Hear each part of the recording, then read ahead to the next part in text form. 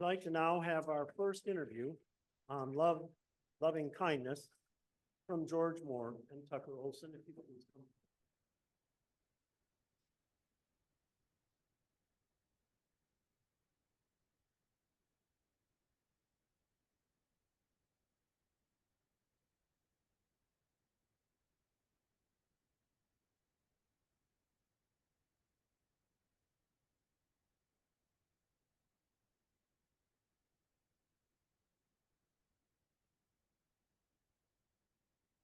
Easy when he was showing us how.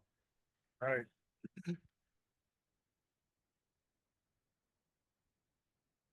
My name's Tucker Olson, and I'm a member of First Presbyterian Church here in Libertyville, and also part of our Committee on Antiracism and Equity.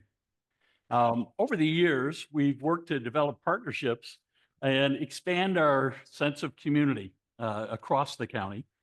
And this year, we identified a group of 6 organizations that we had worked with and talked to them about how can we partner with you and perhaps help contribute to your goals and to your efforts. And we're really glad to have Pastor George Moore with us, who was a founder of one of those bridge partnerships that we developed. George and his wife, Regina, two of the most energetic, passionate people that I know, founded a group called Legacy Reentry Foundation. And it does terrific work within Lake County. And one of the things that in introducing George that I wanted to look at, he was inspired by Isaiah 42:7. Open the eyes that are blind, to free captives from prison, and to release from the dungeon those who sit in darkness. In the foundation's Waukegan office is a bold neon sign that reads relentless hope. So, George, I'd like to ask you a few questions about the foundation and its work and you. Tell us a little bit about Legacy Reentry. Sure. Thank you, Tucker. First of all, I hope my headset is on correctly. Okay. Thank you all for having me. Legacy basically is a work that is based on the premise of going back to get me. That's me having an experience as someone who is just as impacted, formerly incarcerated, needing assistance and understanding what it's like to need support from the community. Of course, my church, the church helped me, but there were some real dire needs that I had. And so what I try to do is provide for others what I once needed. And that's what we do in helping formerly incarcerated people to reintegrate back into society through youth development, violence prevention, and of course, reentry. Now, you're encouraging people to kind of tell their stories as a part of that ministry. Yes. Tell us a little bit about, you've got a lot of different aspects to how the foundation does its work, including kind of a storytelling time where largely men get together and are talking to one another about the process. But you also are doing things with youth, and you're also doing some intervention for folks that are in the legal system. Yeah. Tell us a little bit about all that work. Well, since you have 2 hours, to summarize some of what we do, a lot of our youth, so many stories, they have stories to tell because they don't know how to articulate what they're going through. So they're aggressive and they're insubordinate in workplaces. They don't know how to get all this out, the pain and the suffering. And so what the arts have done for us and Legacy Arts and Media Program is we allow them to come in to express themselves. And some of them are dancing, some of them are rapping, poetry, spoken word. And what it does, it gives them an outlet. Whereas as opposed to you picking up a gun, shooting yourself or somebody else, this is a way for you to release, so to speak. And so storytelling, I love stories, I love storytelling. And that's some of the things that I once needed. I feel like nobody would hear me. And so now we have a place where they can come in Waukegan, and our demographic is Zion, Waukegan, North Chicago, and they can come and they can release themselves, so to speak, through the arts. And it's been fun to watch them do that as opposed to hurting someone else or themselves. George, one of the realities here in Lake County is that there's the Route 41 divide. Yeah. And it seems like the churches east of that and the churches west of it rarely come together and meet.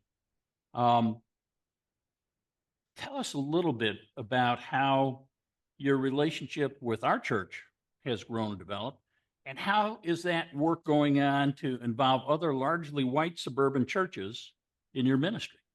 Wow. Well, And you've got 1 minute. wow.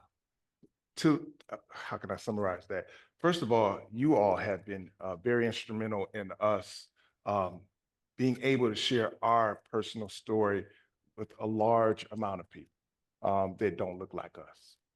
And I have to shout out Pastor Amy, pastors. You all have opened the door and support us, not just physically and just saying we're going to be there and coming out and saying, or, you can come to us. Monetarily, you've been there. What that's done is just opening the gate for us to have a conversation or engage. Brian Stevenson, I always mention him to be proximate. We're close. You all are close to the situation at hand. We can't have a conversation about racial injustice or racism as a whole, or things that separate or divide us, unless we're in front of each other, unless we talk. And this right here, this kind of forum brings us together. And you all have done that consistently. And so that's what you all have done for us. You continue to provide a stage or outlet or platform for us to have these conversations, these raw conversations. And then it's opened up other churches in the area, Libertyville, around Lake Beach. Other churches are now seeing through your support that we need to have this conversation. Well, I know that we really, we're so pleased that we could get together to celebrate June 13th. And so Juneteenth was really an opportunity for us to come together to celebrate the end of slavery. Yeah. And that's something we could certainly do together, and we should be doing together. Mm-hmm. And so I wanted to thank you again for the inspiration that you provided that night, and for coming to join us to celebrate Juneteenth. No, sorry. No, thank you. Thank you all for inviting me. It was, again, I think Michelle Alexander says it best, that this racial caste system has not been upended. It's not over with. It's just been rebranded. And that's what's happened in you see mass incarceration, you see what's going on in so when we talk about slavery as a whole, it's only through Christ that we're free. There's still, we're not at liberty in our streets and amongst each other. You can see during this whole election process, we're not together, we're not free, we're not whole as a community. And so, and you all bringing us together to acknowledge what happened physically and what is still going on, and some things we still need to do with antiquated laws and things in our communities, that right there is, again, a conversation we need to have. And when you did that with Juneteenth, it opened the gate for that. So thank you. George, thanks for joining us today. Appreciate it. Thank you. Now, if you would read together with me the liturgical response found in your bulletin. We will let the stories of our collaborators and co-conspirators in the radical act of loving kindness wash over us. We will embody loving kindness. We will stand in our own humanity as we come alongside one another.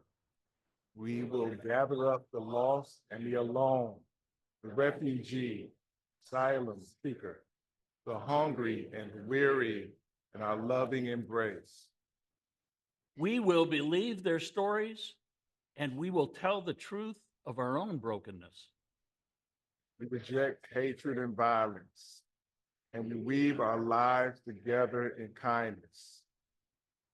Trusting God to gather us up in God's loving embrace.